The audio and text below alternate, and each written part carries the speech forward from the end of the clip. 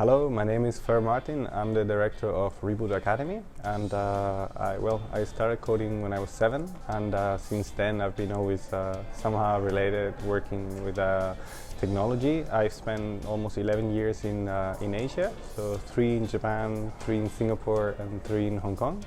And for the last 4 years I've been working from Gran Canaria. And in the last year I started a company called Reboot Academy. And what we do is we help people acquire digital skills to start working in technology. For remote work, the first thing that you need to consider is that first is still work, but without an office. And when you don't have an office, you gain a lot of things. You gain freedom, you gain independence, but you also lose some things. So it's, I think, culture-wise, it's very easy to kind of get started with remote work, but at the end you need to adjust to a new setting, and then it's so new that you have not a lot of people to kind of ask, and you have to figure things out on your own. No, I don't think so. I think it's easier when you work in something digital, not just coding, but something digital. So what I've seen is I've seen a lot of different roles that kind of doing really well with remote work. The first sort of roles are coding, because I think we get very used to working with international teams with development, and then we have one source of truth, which is the code, so it's really easy. But at the same time, also all sort of freelancing jobs on the digital world, like copywriting or helping you with a marketing campaign or anything sort of digital, is very prone to being able to do it remote. I had an evolution in the remote world. So first I started by working in a company with an office, but I started working with international teams. So that was sort of my first exposure when I was working in Telefonica. So in that part I learned how to have to deal with different time zones, different sort of interactions with your team. Then later I learned how to collaborate with other software developers in different places of the world. And then finally, my last 2 jobs have been fully remote. So I've been, first one was working for Ironhack and as a global head of education, and then I managed an expansion of the company and hiring instructors from Mexico and Berlin and Miami and so on and so forth. So it was very exciting. And the last job that I had, it was for 1 year. I was CTO for an e-commerce company in Hong Kong, and then I managed a team of around 50 people in Philippines and Hong Kong. And I was CTO fully remote, which was super difficult, super fun, and very challenging. I think a lot of people would tell you that it's about managing communication. So how do you manage meetings and how do you sync up with your team and stuff? But I think it's not true. I think the hardest part is actually dealing with yourself. So I think when you're in an office, somehow you can if you have a bad week, then you can sort of pretend that you're working, so to say, to be very honest, and then nothing happens, right? When you're working remote, your results are the only thing that matters, and you're ultimately responsible for that. So managing your state of mind, managing your agenda, managing your goals, and making sure you're super productive I think is key.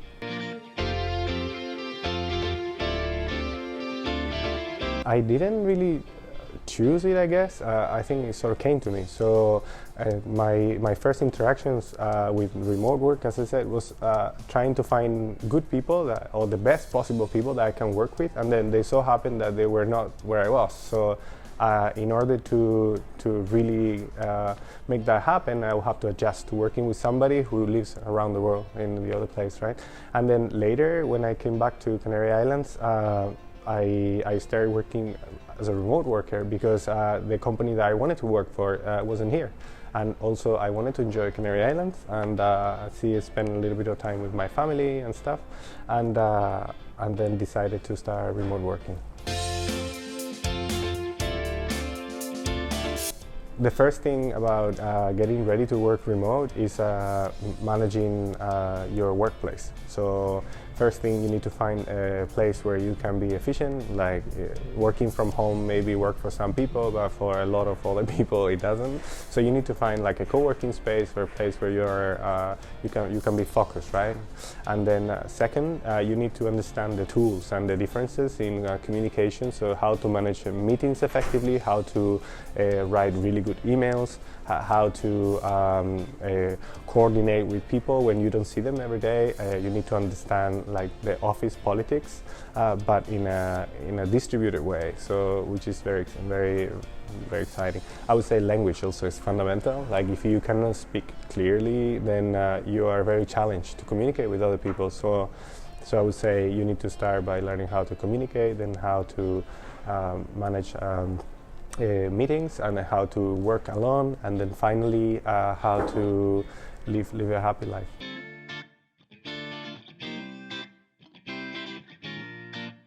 Universities, I think they should work in this kind of line. They need to adjust to a more modern world, right? Where people are working from companies around the world, and so they need to focus on the skills and the abilities that are required for you to become a remote worker, so that you can increase the possibilities of students to get the best job they can in the world and they love, you know. Well, first, I think it's email, and I think understanding how to use email properly and how to automate a lot of things in email, I think is very tricky. For example, I use Boomerang, where I send an email, and then if I haven't got a response in 1 day, 1 week, whatever I choose, then it comes back to my inbox. I use a lot of tools to automate my work, and to make them asynchronous.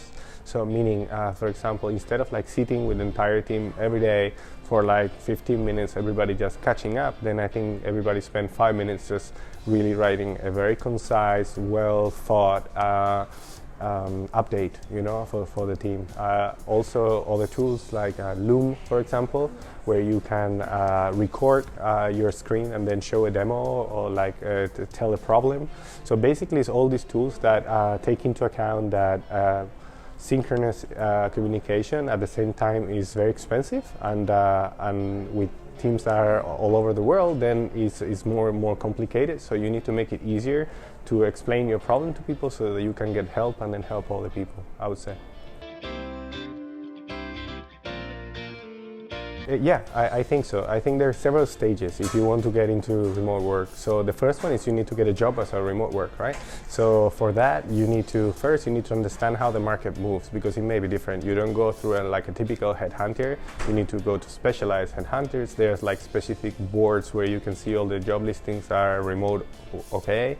So that's the first step. And then the second step is you need to self-manage a lot more. Like if you work for a company, then normally they manage your payroll, they manage your workplace, you have to deal with a lot of things that on your own.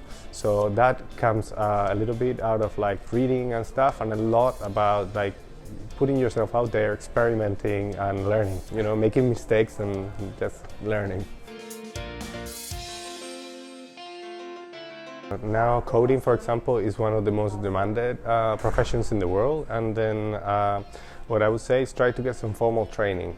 For us in Reboot Academy, what we do is we get people with zero experience coding, and then in 3 months we help them to basically get a job. So we give you all the skills that you need to get out there, start a career as a professional developer. And then the cool thing is that when you start doing that, then you soon learn that there are companies all around the world hiring for people just like you, which means that you can work from anywhere in the world and have a lot of fun doing it and enjoying the freedom.